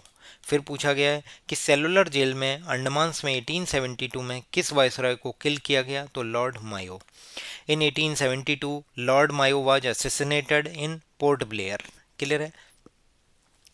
तो इस तरीके से हमने वाइसरॉय और गवर्नर जनरल पर जो भी क्वेश्चंस हैं उन सभी को कवर करने की एक छोटी सी कोशिश की, जो आपके लिए काफ़ी मददगार होगी। अगर आपको वीडियो पसंद आती हैं तो आप दोस्तों के साथ ज़रूर शेयर कीजिए। जितना अच्छा रेस्पॉन्स आता है उतना ज़्यादा हमारा मन करता है कि हम आपके लिए मेहनत करें और अच्छे से अच्छा कंटेंट जो आपके मेंस के लिए मार्क्स बूस्टर सीरीज का काम करें। हमारा एसएससी जीएस हैक्स इसी के लिए आपके लिए काफ़ी हेल्पफुल होगा और अपने दोस्तों के साथ ज़रूर शेयर कीजिए। आइए अब हम शुरुआत करते हैं एक शॉर्ट ट्रिक की, जिसमें हम आपको याद करने की एक ट्रिक बताएंगे, जिससे कि आपको मैक्सिमम से अगर कोई सीक्वेंस अरेंजिंग का क्वेश्चन आता है तो आपसे हो जाएगा। वीडियो पसंद आई हो तो लाइक करें, चैनल को सब्सक्राइब करेंगे और साथ ही साथ आपको ध्यान क्या रखना है कि अपने दोस्तों के साथ शेयर करना मत भूलना। आइए, वॉरेन हेस्टिंग्स कौन बोले? सबसे पहले वॉरेन हेस्टिंग्स का नाम तो आपको ऐसे ही याद रहेगा कि भाई वॉरेन हेस्टिंग्स कोई था। अब देखिए, अगर कॉर्न बन रहे हैं, कॉर्न स्वीट कॉर्न आप खाते हैं, जो कॉर्न बन रहे हैं तो शोर हो रहा है क्योंकि आप चबा चबा के खा रहे हो। और बने कैसे? वेल बज रही है तो भी शोर हो रहा है। तो देखिए, आप याद कर सकते हैं, कॉर्न जब बने तो शोर हुआ और जब बेल बजी तब भी शोर हुआ। तो कॉर्न से कॉर्नवालिस और शोर से जॉन सोरे और लॉर्ड वेलेस्ली। क्लियर है? अब ध्यान से सुनिए, अगर बेल बजी शोर हुआ तो उससे क्या हुआ? आपके सिर दर्द होने लगा, आपको लो फील हो रहा है। लो फील हुआ मतलब बोर लो फील होने के बाद आपने क्या खाया? मिंट। मिंट होने से क्या हो गया? आप हो गए एक्टिव। तो आपने जल्दबाजी में हिस्ट हिस्ट मतलब जल्दबाजी में आपने क्या किया? बहुत तेज तेज काम किया। बहुत तेज तेज काम किया तो क्या हो रहा है? फिर आपने रेस्ट किया, आर्मेस्ट। रेस्ट करने के बाद आप लोगों से मैंने एक लिस्ट बनाई, उसमें आपने टिक किया और उनको बोला कि आप मेटकाफ हाउस में आ जाना। तो मेटकाफ हाउस में आप उनको बुलाते हो। मेटकाफ हाउस में वो लोग आते नहीं हैं तो आपको क्या है? ऑकवर्ड फील होता है। अब ऑकवर्ड फील होगा, शर्म के मारे मर रहे हो, तो आपने क्या किया कि भाई आपने एक सुरंग खोदी, बोरो खोदी। और वो बोरो कैसी होगी? एकदम हार्ड होगी। हार्ड होगी जिस पे आप एक घर बना सकोगे। उसके ऊपर कोई घर बनाएगा। उस घर में क्या होगा कि लॉरेंस बिश्नोई उस घर में एक कैन में एक गन रख के लॉरेंस बिश्नोई एंटर करेगा। वो एंटर करेगा और मायो को मार डालेगा। क्या करेगा? मायो को मार डालेगा। अब जब मायो मर गया तो नॉर्थ इंडिया में जो बुक हैं उनमें इसका नाम छप जाएगा और फिर टन्स ऑफ पेपर को फाड़ दिया जाएगा क्योंकि इसका नाम छप गया है। तो टन्स ऑफ पेपर को लॉरेंस बिश्नोई ने फाड़ दिया। क्लियर है? फिर ध्यान से सुनिए, अब डफर की बात होगी इसके बाद। अब जो डफर था जिसने क्या किया? लेंसडोन घूमने चला गया दो दो गन लेके, उससे क्या हो गया? वो कर्ज में डूब गया। एल्गिन टू मतलब दो दो गन लेके लेंसडोन चला गया, डफर था, कर्ज में डूब गया। क्लियर है? दोबारा से रिवाइज कराता हूँ, आपको बिल्कुल अभी याद हो जाएगी। हेस्टिंग्स का नाम अपना अपने आप याद रखिए। उसके बाद अब हम आपको कॉर्नवालिस से बताते हैं। जब कॉर्न बनाए तो फिर शोर हुआ क्योंकि कौन खा रहे थे या कौन पक रहे थे, तो कुकर में सीटी लग रही थी तो शोर हो रहा था। तो कॉर्न कॉर्न से क्या हुआ? शोर हुआ। और शोर किसकी वजह से भी हो रहा है? बेल बजने की वजह से। घंटी बज रही है मतलब कुकर की सीटी बज रही है, उससे भी शोर हो रहा है। इसकी वजह से क्या हुआ? आपके सिर दर्द हुआ और आपको लो फील हुआ, मतलब बार लो। जब लो फील हुआ तो आपने क्या खाया? मिंट। मिंट खाया, वो भी एक बार, तो मिंटो। मिंट खाने के बाद आप एक्टिव हो गए तो आपने जल्दबाजी में बहुत सारा काम किया, हेस्टिंग्स। जब काम किया तो अब आप आराम करोगे, तो आर्मेस्ट, लॉर्ड आर्मेस्ट। अब आपने काम किया, एक लिस्ट बनाई, लोगों को टिक किया कि इन इनको बुलाना है। सबको बोल दिया कि भाई आप मेटकाप हाउस में आना। मेटकाप हाउस में वो लोग आए नहीं तो आपको क्या हुआ? एक्वर्ड फील हुआ, तो ऑकलैंड। जब एक्वर्ड फील हुआ तो आपने क्या किया? आप शर्म के मारे मर गए, तो मतलब आप अब एक सुरंग में रहोगे। बोरलो मतलब बोरो, एक सुरंग खोदोगे। वो कैसी होगी? एक हार्ड होगी, हार्डिंग। उसके ऊपर एक घर बनाया जाएगा, यानी डलहौजी हाउस, डलहौजी। उस हाउस में कैन के अंदर, एक कैन के अंदर गन लेके, एक गन लेके कौन घुसेगा? लॉरेंस बिश्नोई। किसको मारने के लिए? मायो को मारने के लिए। कैनिंग, एल्गिन और लॉरेंस बिश्नोई। अब मायो को मार दिया जाएगा तो नॉर्थ इंडिया की जो बुकें हैं, नॉर्थ ब्रुक का नाम आप ऐसे याद कर सकते हैं। नॉर्थ इंडिया में जो बुकें हैं उनमें टन्स ऑफ पेपर को फाड़ दिया जाएगा क्योंकि उसमें लॉरेंस बिश्नोई का नाम छप गया है। टन्स मतलब लिटन्स और रिप मतलब फाड़ दिया गया, रिपन। इसके बाद क्या होगा? एक डफर होगा। वो क्या करेगा? वो इस चीज को लेके अब कहाँ चला जाएगा? लेंसडॉन। क्या लेके जाएगा? दो गन, और वहां वो कर्ज में डूब जाएगा। तो डफरिन, लेंसडॉन, एल्गिन टू और कर्जन। इस तरीके से हमने एक छोटी सी कोशिश की जिसके थ्रू आप जितने भी वायसरॉय के नाम हैं इनको अच्छे तरीके से याद कर सकते हैं। इनका सीक्वेंस मैटर करता है। आपसे एसएससी डिफरेंट डिफरेंट एग्जाम में पूछ चुका है इस चीज़ को। बने रहिए। अगला हमारा सेशन सेंसस पे होगा कि सेंसस के जो क्वेश्चंस हैं वो किस तरीके से एसएससी पूछ चुका है, क्या क्या पूछ चुका है और क्या क्या पूछा जा सकता है। बने रहिए हमारे साथ इसी तरीके से। आप सभी का बहुत बहुत धन्यवाद। ज़रूर शेयर कीजिए ज़्यादा से ज़्यादा दोस्तों के साथ। Thank you.